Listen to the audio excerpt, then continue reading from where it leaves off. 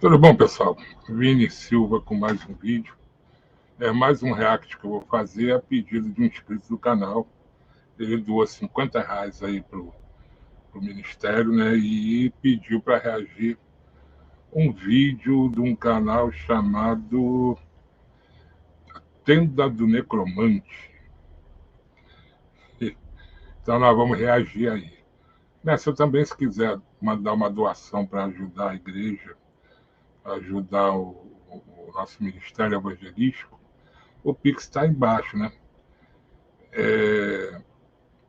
Eu nem guardo de cor isso aí. Lá, pixigrejamundial.gmail.com. Aí, se você quiser sentir no coração de enviar uma doação para a gente ou pedir um react, a gente faz. Tá bom? Então vamos lá, sem delonga. Vamos ver o que diz esse vídeo aí. Da Tenda dos Necromantes. Não levar a sério os autores determinados pela tradição, determinados a partir do texto bíblico. Vamos. Eu sempre esqueço, deixa eu botar aqui o fone de ouvido, porque senão dá eco, né? Deixa eu pegar aqui o fone e nós vamos ver o que ele diz. O nome dele está escondido ali, mas é Osvaldo alguma coisa. Vamos lá.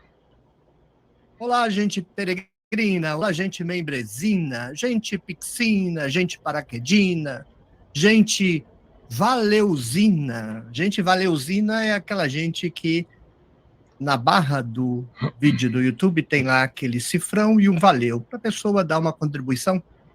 Como fazem as pessoas nas praças diante de um artista tocando, de alguém fazendo uma performance, e o YouTube inventou isso, chama valeu. Aí tem gente que dá R$1, R$2, R$5. Então, a gente valeuzina é a gente que, de vez em quando, faz uma contribuição com o valeu. Muito bem, vamos voltar ao tema do autor do texto. Vamos tirar uma confusão que graça no meio, mesmo no meio acadêmico, de quem lida com os textos bíblicos. E aqui há dois problemas envolvidos: um vício tradicional e uma incompetência procedimental. Que é o seguinte: as pessoas, mesmo muita gente acadêmica, mas de modo geral todo leitor, e fundamentalmente o leitor bíblico, acostumou a receber da tradição, seja a tradição eclesiástica, seja a tradição livresca, a identidade de determinado autor de um texto bíblico. Gênesis foi escrito por Moisés, Romanos foi escrito por Paulo, Jeremias foi escrito por Jeremias, e assim por diante.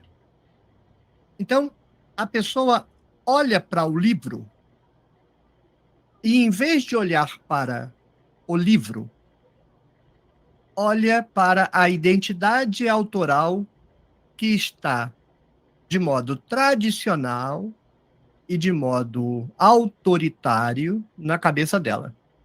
Autoritário pelo fato de que não foi ela que chegou à conclusão de que teria sido Moisés a escrever Gênesis, ou Paulo a escrever Romanos, ou Jeremias a escrever Jeremias. Ela aprendeu isso com o pastor, com o professor da escola bíblica dominical, com o livro de introdução à Bíblia. Então ela tem uma declaração de alguém a quem ela reputa autoridade. Então, se aquela pessoa está dizendo que quem escreveu aquele texto foi aquela outra pessoa, então aquela outra pessoa escreveu o texto. Aí, seja o pastor, o professor da escola bíblica dominical, o teólogo, o autor da introdução ao Antigo Testamento, do livro de exegese, seja quem for, ele apresenta o perfil do autor. Moisés era assim, Moisés era assado. Jeremias era assim, Jeremias era assado. Paulo era assim, Paulo era assado. Aí, danam-se a escrever 300 livros para desenhar o perfil desses autores tradicionais. De posse, então, da declaração da autoridade de que aquele personagem escreveu aquele texto, E de posse da identidade forjada desse personagem tradicional, a pessoa faz a projeção no texto. Ela projeta no texto que ela está lendo aquelas informações da autoria. Entende o que ela está fazendo? É um procedimento que, em tese, em outras circunstâncias, precisaria só de uma correção de rota. Mas, em tese, tem uma lógica. Aquela pessoa escreveu o texto, eu conheço aquela pessoa, então eu vou conseguir ler o texto. Mas tem dois problemas aí, e dois problemas fundamentais. O primeiro, quem disse que aquela pessoa escreveu o texto é uma autoridade. E com base em que autoridade pode dizer que aquela pessoa escreveu o texto? Com base em que alguém diz que Paulo escreveu Romanos? Com base na tradição, com base na autoridade. Você reconhece, você aceita o testemunho que você recebeu. Mas você não pode perder de vista que é um testemunho. Você não sabe. Há um pessoal aí dando murro na mesa, principalmente no YouTube, que é lugar de dar murro, dizendo que não foi Paulo, Paulo foi inventado por José, uma tonteria absurda. Os dois movimentos são muito complicados. Você dá um murro na mesa, dizendo que foi Paulo que escreveu, aí desenha um perfil de Paulo, que sabe-se lá de onde você tirou. E você projetar esse perfil totalmente ficcional de Paulo no texto é um equívoco. E você simplesmente declarar que não existe Paulo nenhum, foi Joséfo que inventou, também é um equívoco. De qualquer modo, você está num mato sem cachorro. E eu desaconselho severamente a que se usem os autores tradicionais como chave hermenêutica da leitura. O segundo problema desse procedimento é que a pessoa não tem competência de leitura. Porque a vida inteira ela faz essa projeção ideológica de um autor tradicional que ela assume por autoridade no texto. Ela nunca aprendeu a ler. Aprender a ler não é você fazer isso. Paulo era fariseu, acreditava em alma, não sei das quantas. Aí você vai lá no texto e enfia isso dentro do texto. Isso É evidente que existem maneiras, quando você é um acadêmico, você estuda, você aprende a distinguir um texto do outro para ver se pertence ao mesmo autor. Então, a primeira é a linguagem que o autor usa, né? Você tem que conhecer a linguagem que o autor usa para poder identificar se algum texto é dele. O contexto daquela linguagem, do texto que ele está escrevendo, se ela tem uma influência na estrutura, né, deve ser considerado. O público-alvo para quem aquele autor está escrevendo, se é um texto narrativo, descritivo, se é um texto dissertativo, mas principalmente a linguagem, a maneira como escreve, a assinatura. Tem várias maneiras de você distinguir se um texto pertence àquele autor. Se ele assina todos os textos, a assinatura seria a principal fonte.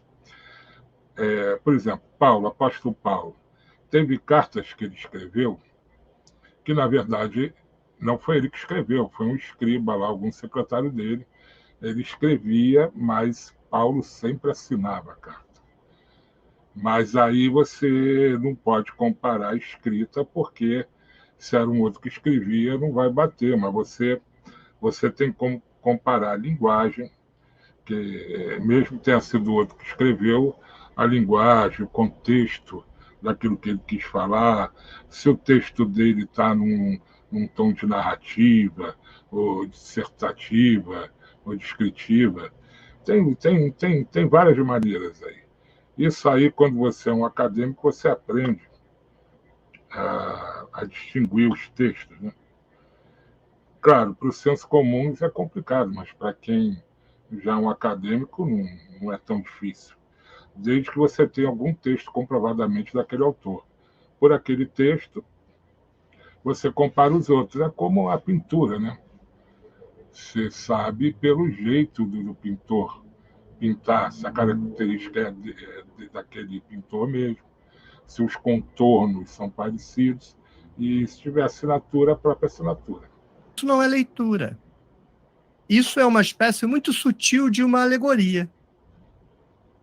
Isso é um erro. Não é assim que se lê o texto.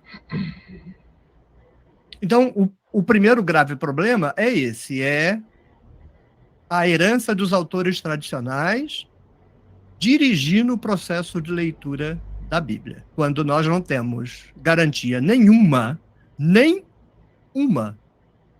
de que as autorias tradicionais são corretas. Nem uma. É tudo assunção hipotética, sem exceção. Nem no Antigo, nem no Novo Testamento. É tudo hipótese. O Pentateuco, que costuma dizer que foi escrito por Moisés, realmente ninguém tem a certeza que são livros antigos, né? Ninguém viveu naquela época, não tem nada, nenhum documento daquela época. Mas os judeus garantem que sim, pelas tradições que são milenares. Então, existem várias maneiras. Várias maneiras. As cartas de Paulo, tirando Hebreus, que não é comprovado, sem dúvida, Romanos, Coríntios, Filipenses, Colossenses, Tessalonicenses, se pode sim praticamente garantir que foi o apóstolo Paulo. Porque você tem que pegar as características do texto que o autor apresenta. Né? Por exemplo, um tipo textual, a característica dele são as propriedades linguísticas, né? Os tempos verbais, o vocabulário que ele usa, as construções da frase, as construções frasais que fala. E aí você pode afirmar, né, por comparação. Então não é assim que não se pode. No Apocalipse de João, praticamente é comprovado sim que foi escrito por João. Por quê? Porque existem os historiadores do primeiro século que são contemporâneos dos apóstolos e dão a entender muita coisa. Esse senhor aí, eu já vi vídeo dele, ele não é muito conhecedor do tema não, mas vamos lá. O problema que me parece aí generalizado é a incompetência de leitura. Uma incompetência de leitura que começa no desmantelamento da escola brasileira, não se ensina mais a ler nas escolas, as escolas formam sistematicamente, é um modelo fordista de analfabetismo funcional, e quando vai para a igreja, além de ser analfabeto funcional, vira um zumbi da doutrina. Tudo que o seu mestre mandar, você repete. Aí você repete e diz que está no texto. Então você junta a desgraça com a tragédia. A péssima formação de leitura, generalizada no campo de ensino brasileiro, e a desgraça que se faz com as pessoas no processo de ler estupidamente a Bíblia. Porque a igreja não lê a Bíblia. A igreja controla a Bíblia pela doutrina de cada igreja. Porque ler um texto é você reconstruir. É terrível quando se generaliza, né? Quando diz as igrejas, como se cada um que está à frente na direção de uma igreja pensasse igual ao outro. Generalizar as coisas é complicado. Isso mostra realmente a falta de estudo, de cuidado, né? Então, como não se tem muito estudo, não se tem muito cuidado, aí se generaliza. A comunicação que vem usando as palavras do texto.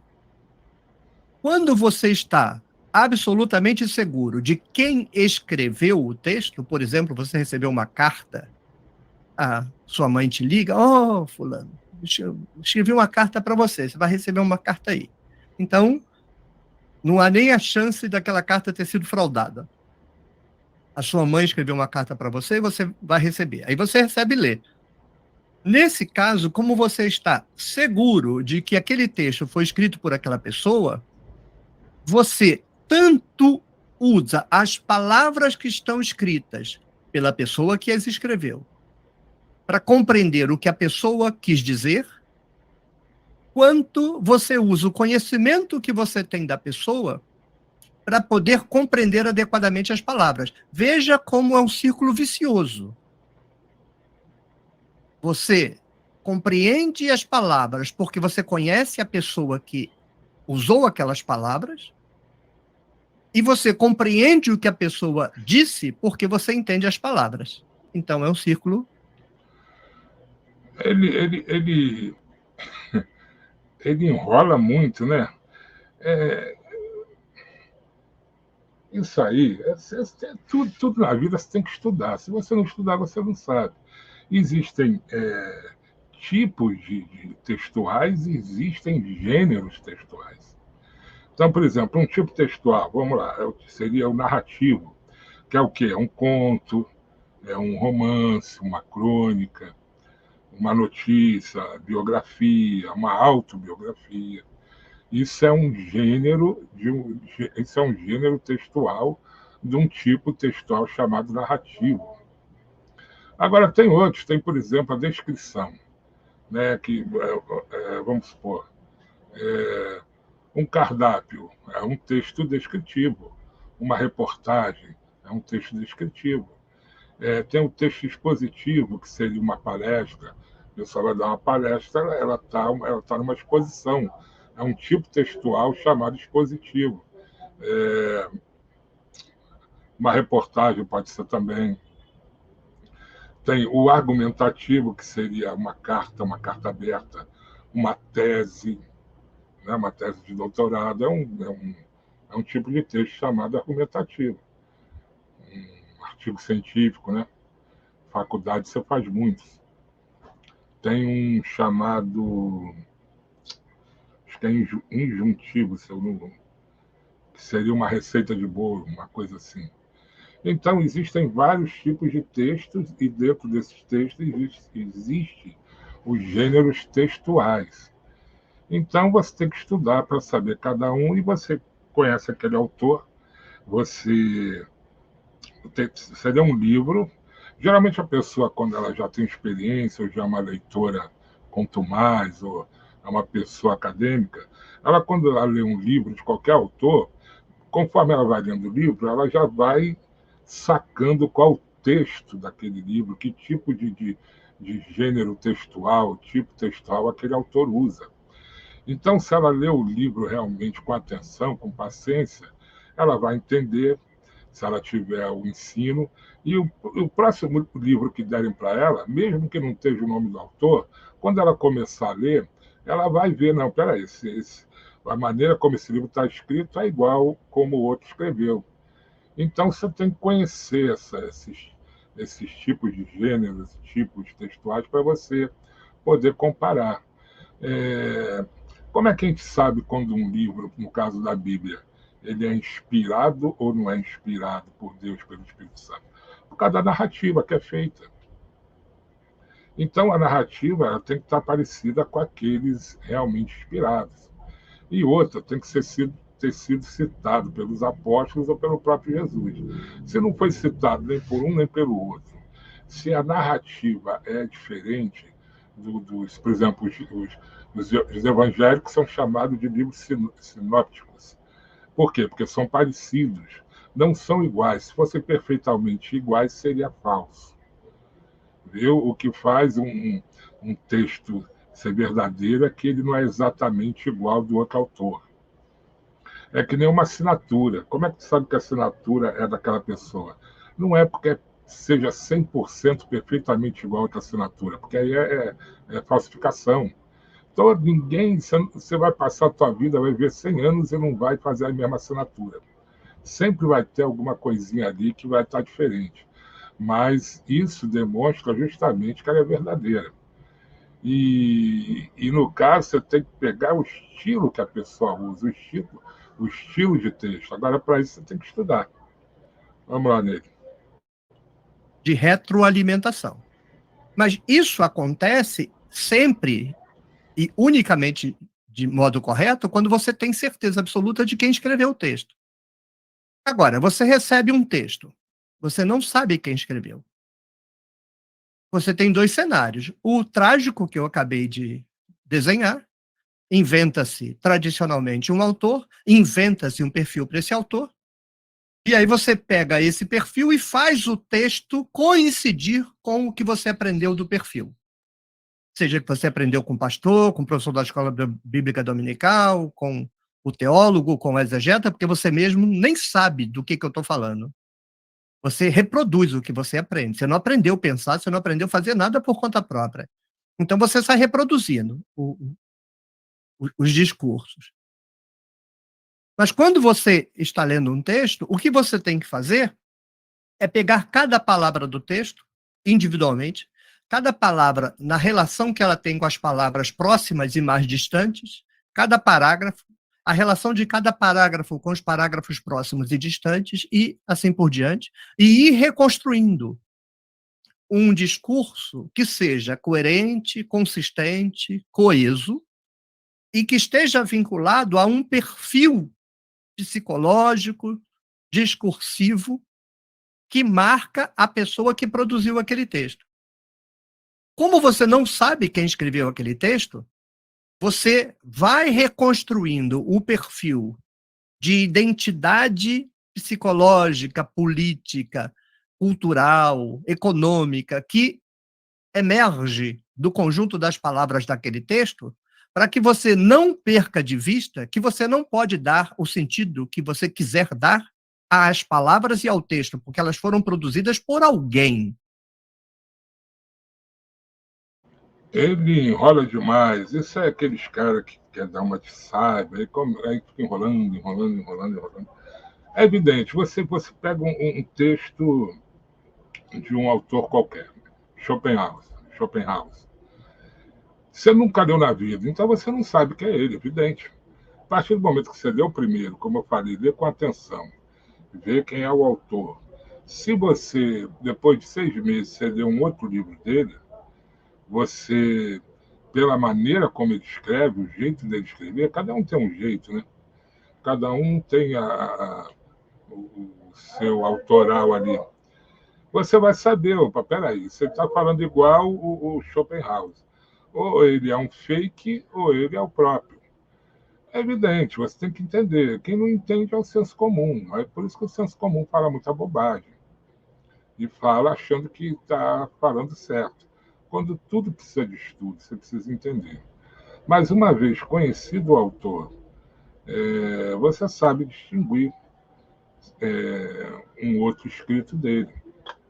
Mesmo que ele mude, né, se ele seja um livro de drama, e ele mude e faça um livro de crônica, você sabe entender o jeito dele. Você consegue compreender. E ler é entender o que alguém disse. Ler não é você fazer o que quiser com o texto. Isso é uma estupidez gritante. Isso é para brincar, isso é estética, isso é política, isso é outra coisa. Ninguém aprende nada se fizer isso com os textos. Liberdade de uso de texto não produz desenvolvimento cognitivo, não produz compreensão, não produz conhecimento. Produz repetição, repetição, repetição. E orgasmos estéticos, eventualmente. É evidente que ler é você entender o que está sendo escrito, o que está escrito ali, o contexto da obra. Isso é a verdadeira leitura, você compreender o que está escrito ali. Você lê por ler, você vai ler e não aprendeu nada, não entendeu nada, não compreendeu nada. Você vai ler um livro de filosofia, você tem que ler ele com muito cuidado, você tem que ter um conhecimento antes do autor, mais ou menos do pensamento dele, para você compreender as profundezas ali do que ele escreveu. Senão você pega até hoje, como a maioria acha, quando Nietzsche fala que Deus está morto, todo mundo acha que Nietzsche disse que realmente Deus morreu, que Deus não existe mais, quando na verdade não foi nada disso que ele falou. Se você ler com cuidado, você vai ver que o contexto é totalmente outro. Você tem que realmente aprender a ler, né? Entender o que está lendo. Quando se sabe fazer isso, se quer fazer isso, ok. Mas não venha depois com conversa fiada de que isso é processo pedagógico. Processo pedagógico é ensinar a pessoa a entender a porcaria do texto. E entender a porcaria do texto é entender o que a pessoa que escreveu quis dizer. Ponto. muito. Óbvio. E você só consegue fazer isso se você tiver a capacidade de reconstruir o discurso inteiro, o monólogo que controla cada palavra, cada frase, cada parágrafo daquele texto, palavra por palavra. Você tem que treinar para isso, você tem que desenvolver habilidade para isso. No passado, a gente aprendia isso na escola. Converse com sua avó. Eventualmente, até com sua mãe, a depender da sua idade. A escola insistia nos exercícios de leitura oral, de interpretação de texto, porque isso era fundamental. Hoje, nem na faculdade o pessoal sabe ler. É muito raro, raro, nas faculdades, pessoas que sabem ler. Não se sabe ler. Você dá um Você tem que ter um conhecimento prévio do autor para você, antes de você começar a ler, para você entender ele. Vamos supor, você vai estudar filosofia, aí você pega Maquiavel. Pô, mas quem foi Maquiavel? Se tu pegar e começar a ler o livro dele assim, você não vai, de repente, entender o que ele quer dizer. Aí você tem que procurar saber quem foi Nicolau Maquiavel, que ele foi o pai do pensamento político moderno, para você entender o que ele quer dizer, que ele foi um político italiano, que foi do período renascentista. Aí você já começa a ler o livro com uma outra cabeça, né? Você, Galileu Galilei, aí você começa a ler Galileu Galilei, aí você não entende o que ele está falando. Então você tem que procurar saber primeiro que ele foi o pai da física, da ciência moderna, né? Que ele foi um astrônomo, físico, matemático, um cara da ciência. Aí você vai conseguir entender que foi ele que fundou o método da, da investigação científica, e por aí vai. Você vê René Descartes, também matemático. Você tem que saber. René Descartes é aquele que falou: penso, logo existo. Né? Aí, para você poder entender, senão você vai ler, você não vai entender nada. Spinoza, que é um dos meus preferidos, que foi filósofo holandês, maravilhoso, e ele baseou toda a sua filosofia no racionalismo. Então você tem que procurar saber o que cada autor pensava para você poder entender. Então ele combatia as superstições, combatia a religiosidade, ele era mais um racional.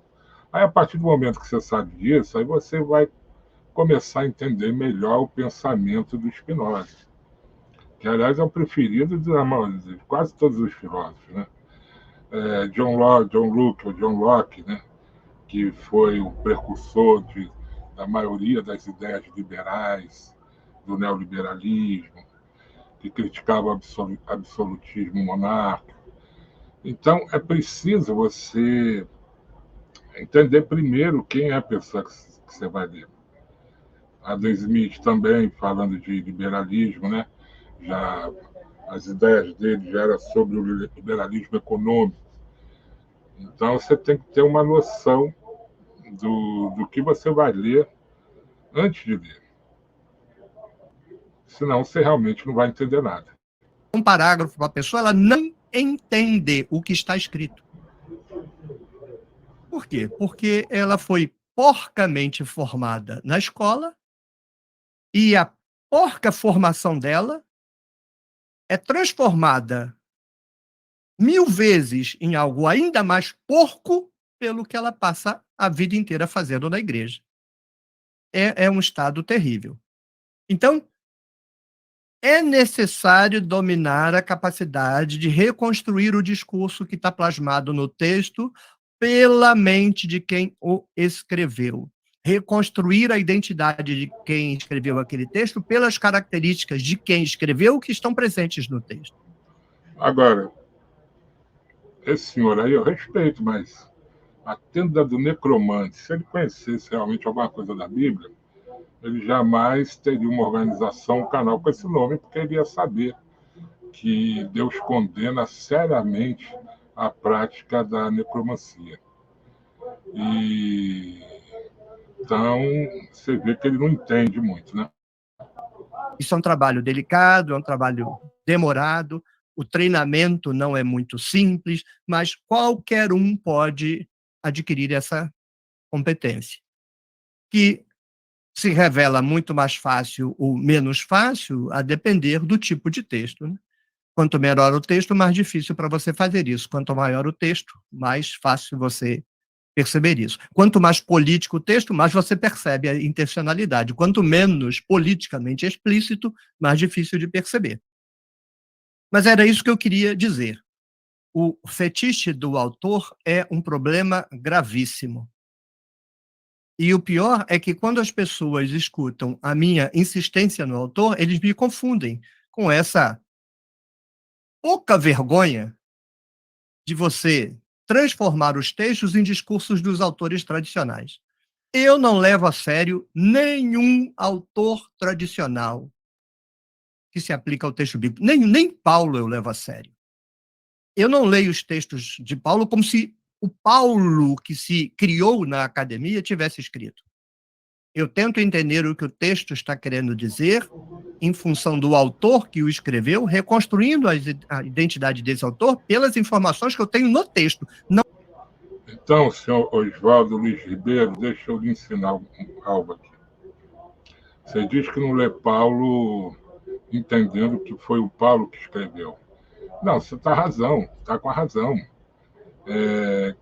Quem recitou que Paulo escreveu, ou escriba que escreveu, foi o Espírito de Deus, foi Deus. Está lá em 2 Pedro 1,20, sai lá ver que todo o texto da Escritura foi inspirado por Deus e escrito por homens santos. Eu sei, quando você fala escrever, se saiu da mente dele. Não, foi da mente de Deus. Então, eu estou lhe passando essa informação porque eu já vi que você não sabe. Tanto Paulo, como Pedro, como João, como Tiago, como Judas, como Mateus, como João, nenhum deles escreveu ou saiu da mente deles o que está lá. Vai, lê lá em 2 Timóteo, 2 Pedro 1,20, você vai ver que foi tudo inspiração do próprio Deus, do Espírito Santo.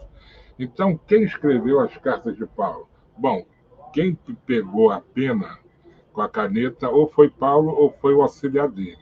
Mas as ideias todas saíram da mente de Deus e do Espírito Santo. Não da tradição. Não quero saber o que o Joséfo diz, eu quero que o Joséfo se lixe, se lasque para lá.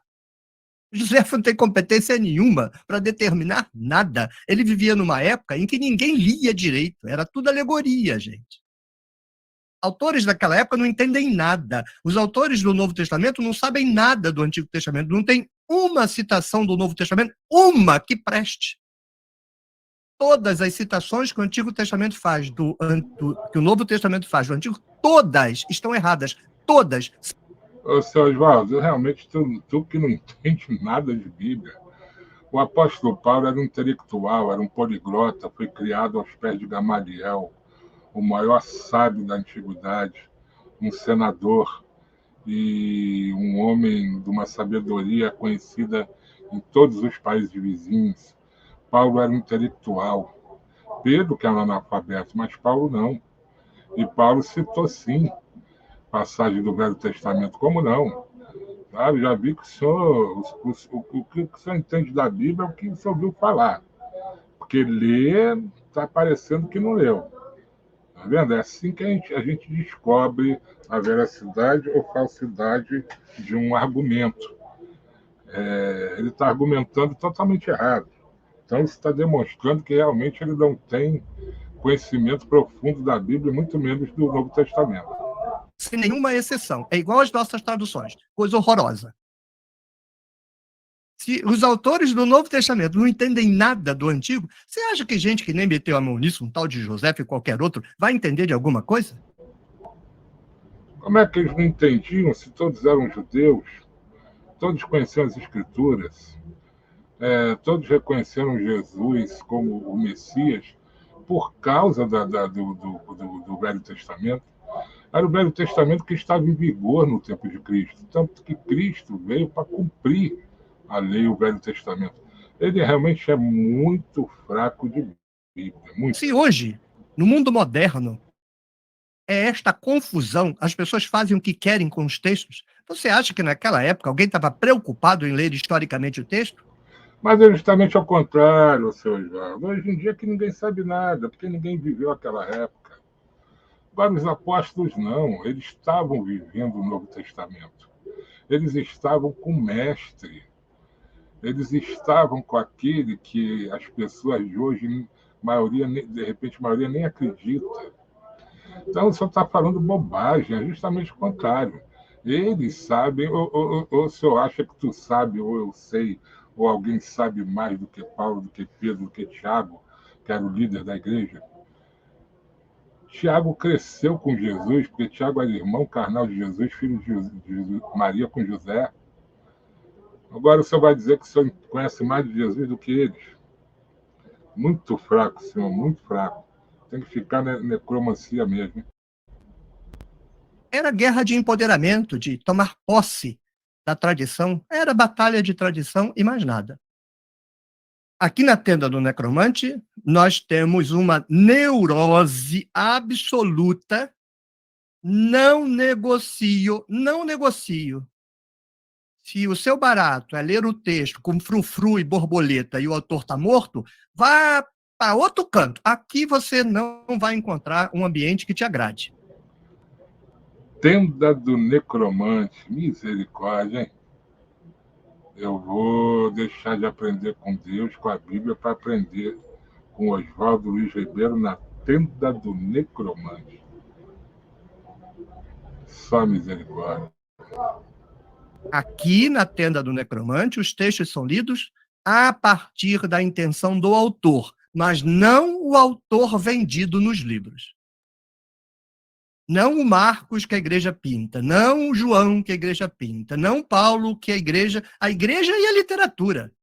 Não interessa nada que se disser dos autores tradicionais, porque eles não escreveram aqueles textos. O autor precisa ser reconstruído a partir das evidências do próprio texto. Reconstruir aquele círculo vicioso, com um agravante. Como nós não sabemos quem escreveu os textos, nós nunca vamos ter a absoluta certeza de ter entendido o texto. Se o senhor não sabe com certeza quem escreveu, como é que você pode afirmar que não foi escrito por fulano? Além de tudo, se contradiz. Cara. Terrível. Não posso fazer nada. É a característica inerente ao objeto de estudo que nós decidimos. Se nós não quisermos viver nesse ambiente, vai fazer biologia. Você bota o inseto no microscópio e sabe que está olhando o inseto. Com exegese, não tem como lidar com os textos desse jeito, não. Só dá para dar murro na mesa quando a sua empáfia determina o sentido do texto e você obriga todo mundo a repetir o que a cor bonita dos seus olhos manda. Mas se você tiver 2 gramas de lucidez, você sabe que ao final do seu exercício o que você tem é uma proposta, uma possibilidade. Tudo vai depender de você ter atualizado corretamente as palavras do texto, reconstruindo adequadamente o perfil psicológico, político e cultural de quem produziu aquele texto, retroagindo esse perfil construído pelo texto no texto e voltando todas as vezes como uma espécie de prova real retórica que nunca consegue sair de si mesmo.